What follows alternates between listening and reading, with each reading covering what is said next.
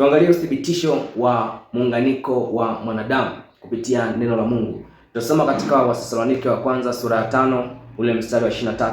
Neno la Mungu linasema, Mungu wa amani mwenyewe awatakase kabisa, nanyi nafsi zenu na roho zenu na miili yenu muhifadhiwe muwe kamili bila lawama wakati wa kuja kwake Bwana wetu Yesu Kristo. Tunaona hapa tunaonyeshwa wazi kwamba mwanadamu ana nafsi, ana roho, ana mwili pia.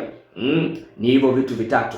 Maana yake ni kwamba pasipo hivyo vitu vitatu mwanadamu hawezi kufunuliwa katika ulimwengu huu, katika dunia hii. Bwana Yesu asifiwe sana. Sasa vita kubwa ya mwanadamu inafanyika katika nafsi, ambapo kwenye nafsi ndio pamebeba akili, pamebeba hisia pamoja na mapenzi. Akili kwa maana kwamba unafikiria, unawaza. Hisia ni kama vile kuhuzunika, kufurahi.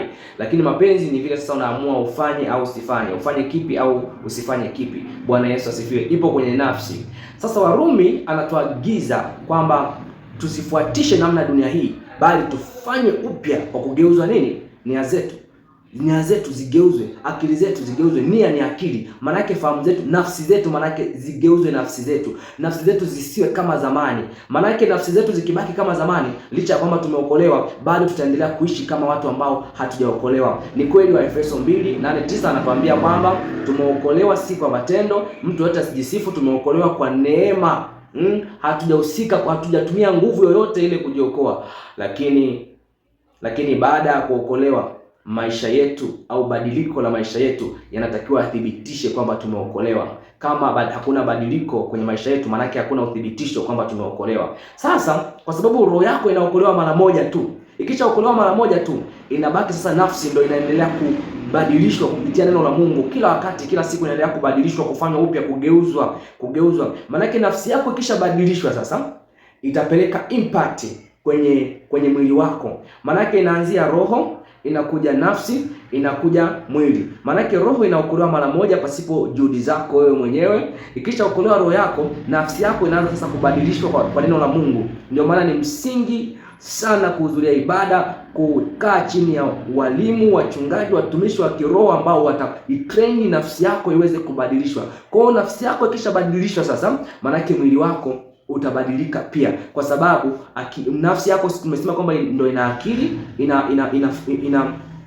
ina hisia pamoja na mapenzi. Maana yake nafsi yako ikishabadilika sasa, akili yako maana yake imebadilika, hisia zako zimebadilika, na namna unavyofanya maamuzi pia yamebadilika. Ukishabadilisha namna ya kufanya maamuzi, maana yake matokeo kwenye mwili wako pia yatabadilika.